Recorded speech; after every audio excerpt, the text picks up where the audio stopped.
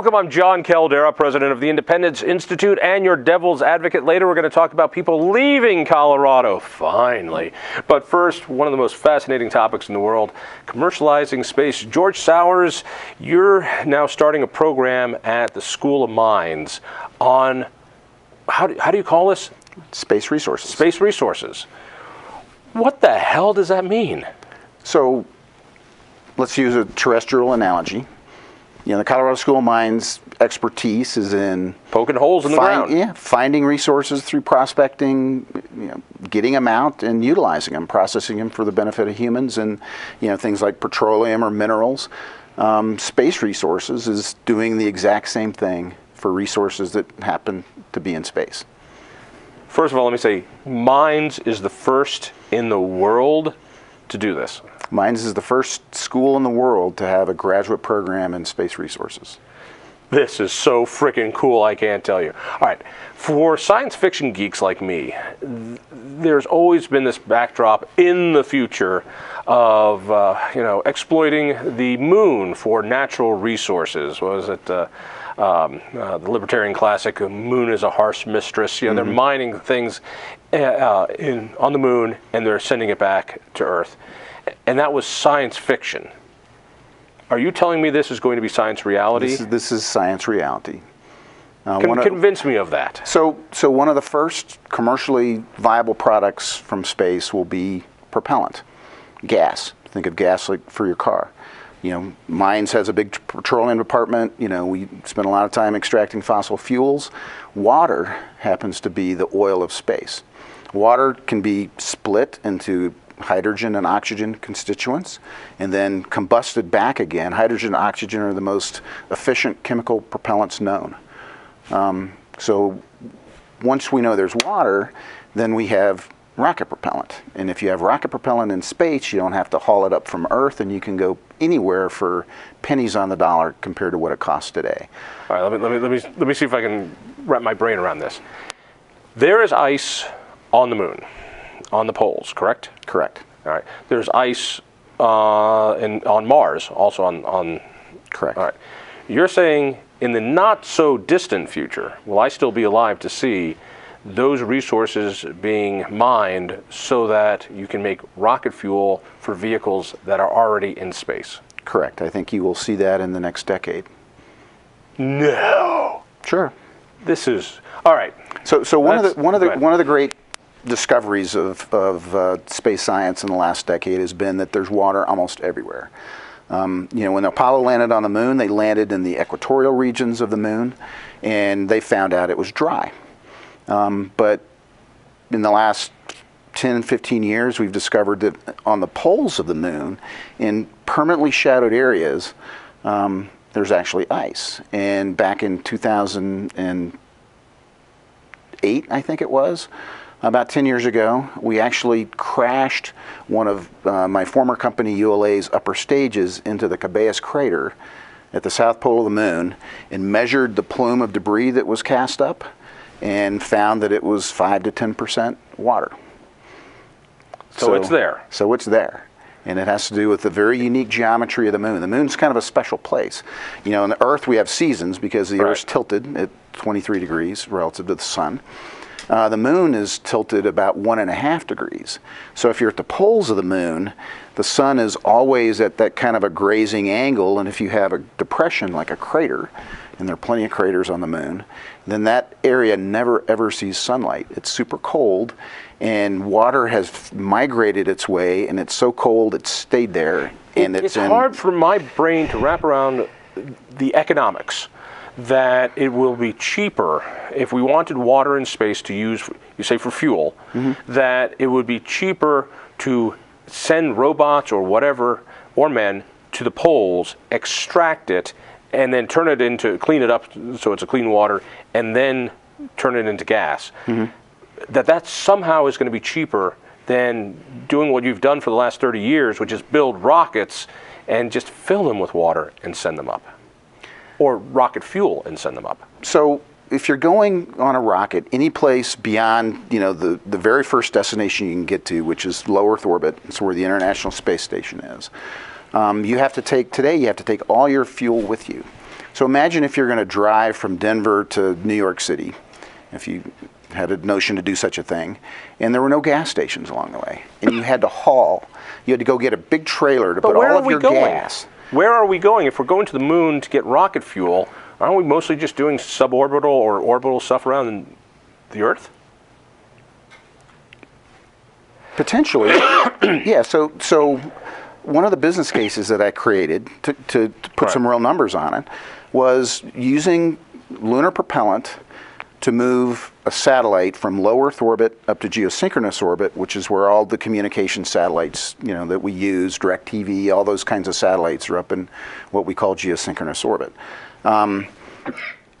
If I can buy propellant from the moon in low Earth orbit cheaper than from the moon, cheaper than I can ship it to low Earth orbit from the Earth, then I actually have a business case. Really? And so that set a price.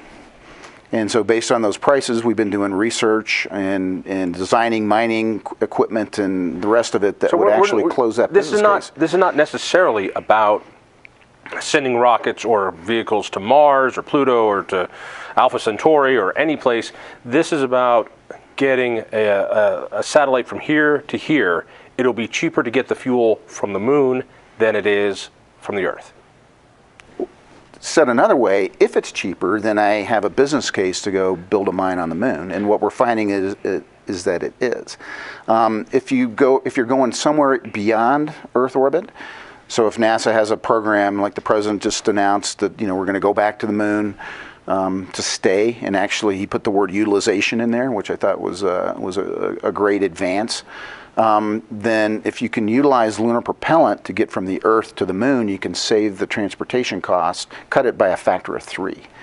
That's a huge savings. All right. 3x. We talked about resources, space resources. We've talked about a resource. Mm-hmm. Make it plural. What other resources are we going to get out of space and bring down here? So, give you an example. The power output of the sun is 10 trillion times the total energy consumed by the human race today. 10 trillion times. And we can only access a small amount of it here on Earth.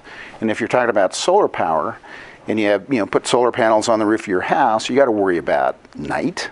You got to worry about clouds and weather, and the fact that in the wintertime the Earth's, the sun's at a much more oblique angle.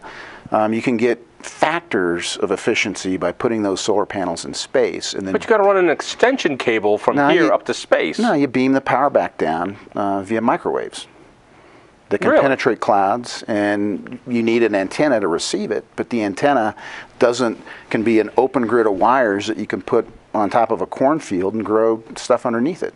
If you pave the Earth with solar panels, you've basically taken that land out of commission. All right, you gave me a decade. I'll give you another one. You gave me a decade to see mining on the moon for water. How long until we saw something like this? Because that has also been a science fiction dream for a long time. Some sort of energy source from outside the orbit beamed down. When does that happen? 2 to 3 decades, and it depends on space resources. Yeah. A solar power satellite, say a 2 gigawatt, big plant like a coal power plant on Earth, is going to weigh, several thousand tons. Launching it from Earth right now is not affordable.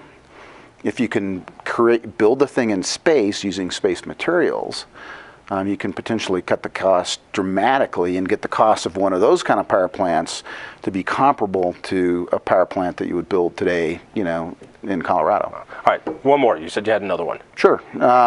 Minerals. A 500-meter diameter metallic asteroid, which represents about 4 or 5% of all the asteroids that are out there, and there are millions of them. Contains more platinum group metals than have ever been mined on Earth. One small asteroid.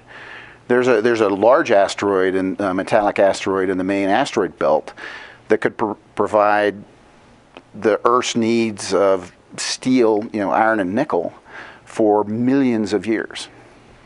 How do you bring it down? I could imagine going and getting it, perhaps. So I don't want to be there with a catcher's mitt to grab it. You have a very cheap transportation system that's based on propellant mined in space. What about falling to the Earth? You build. I've seen the movies. It destroys Paris. Wait a second. It destroys Paris. Well, it's just Paris. Yeah, I mean, we could target specific cities if you want, right. but you know, you build heat shields that are from lunar materials or space materials. So let me ask you the big question, which is, I love all this. Tell me about the economics. What has changed in space in the last couple of decades, in the last decade especially, has been the commercialization. It used to be we had to have NASA do it. You know, they had the right stuff. It's going to be NASA, NASA, NASA. Then the X Prize came, which was a $10 million prize for whatever private company could shoot up a reusable vehicle twice within a week or something. Burt Rutan's designed Spaceship One, which is a beautiful idea. He dropped it from a plane and then rocketed up. It was cheap. It floated back down. And isn't it the one that Virgin Airlines guy is? Yeah, Branson is trying to commercialize that. Right. But that's tourism. But the idea that there are now private companies, and the one that you worked for years, because you are actually a rocket scientist, which, you know, ladies like that, I hear. All right, so it's now cheaper than ever because there's competition to get things into space. The free market is an amazing thing. Competition is an amazing thing, and there've been, you know, there's been an explosion of companies into the space business. You know, there's small companies there, you know, but to me the big thing that's changed, you know, the commercialization of space is the interest that internet billionaires have shown in space. And so you've got guys like Elon Musk with SpaceX and Jeff Bezos, who I've worked with over the last few years, that are putting their own money in and making it real and lowering the cost. And, you know, along with a few other things, you know, the fact that we're going back to the moon, and the moon is the easiest place to commercialize because it's close. And we talk about cislunar space is the space around the moon and the Earth, as being where you're going to create that free market. We call it the cislunar econosphere. And the idea is to bring the resources of space into the purview of humankind. All right. Out of time. People want to get more information about this program and what you're doing at School of Mines. Is there a place to go? Yeah, you can look us up on the internet. We have a page on the School of Mines homepage. Oh, this is incredible. I want to talk about this more, so we'll be back. Stay tuned.